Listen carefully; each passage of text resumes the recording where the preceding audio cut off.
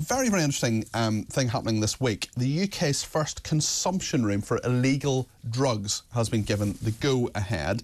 So heroin and cocaine can be taken in this consumption room. The facility is backed by the Scottish Government, the SNP, as a way to tackle the country's drugs death crisis. And certainly there is a drugs death crisis in Scotland. There are many parts of Scotland where it's a serious issue in many parts of the UK as well. The pilot scheme will be based at a health centre in the east end of Glasgow, one of the worst parts for drug consumption. It will see users take their own drugs under the supervision of trained health professions. Now, is this a good idea or not?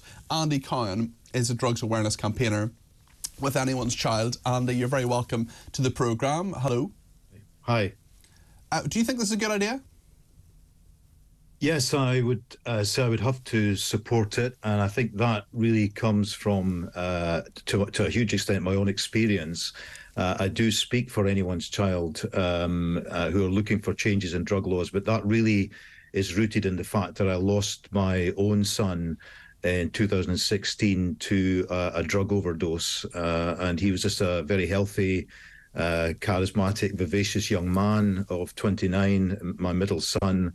And he died of a drug overdose, and clearly that has had a huge impact on the way that I look at this whole issue. I'm very sorry to hear that, Andy. I'm sorry to hear that you had that experience.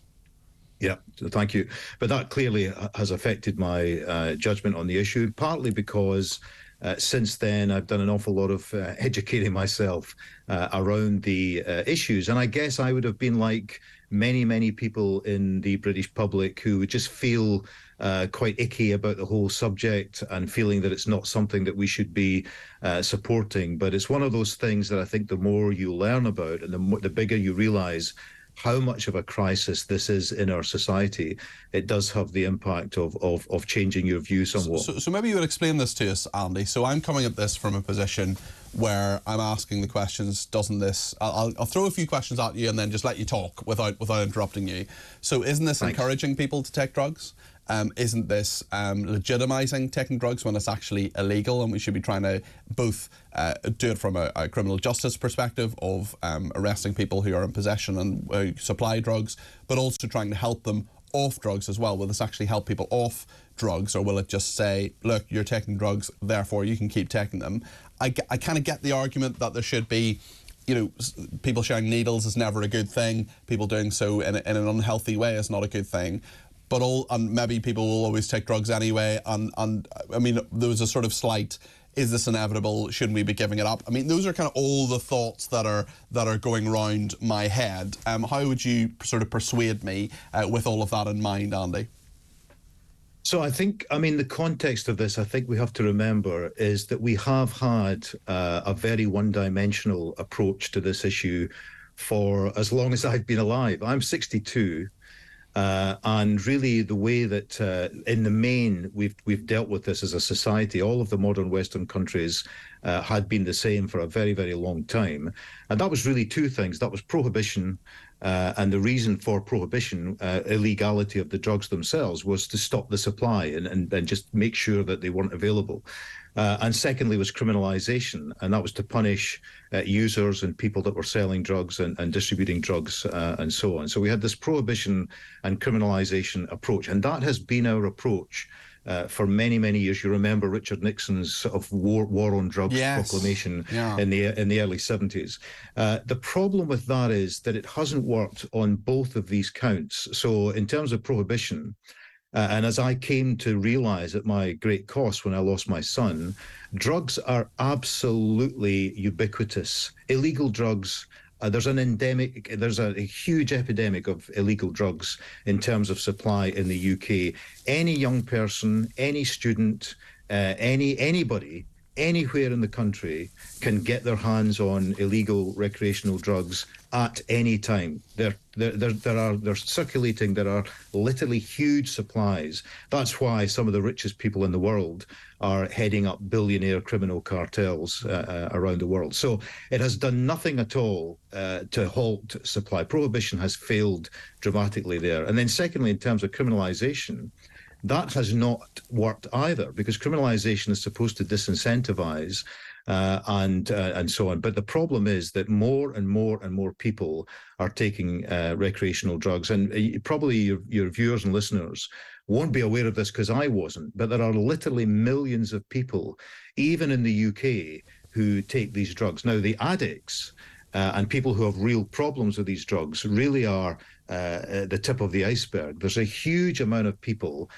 in all parts of society who take recreational drugs, and they take them quite routinely, and they take them at parties, and they take them at festivals, and so on and so on and so on. So that really, on both of these counts, on supply and on disincentivization, it hasn't worked. Now, what has been the result of all of this? Well, over the past few years, the numbers of deaths from drug taking have just dramatically increased. And so when you say, well, let's do something to stop the supply, well, clearly that's not worked. Let's do something to disincentivize.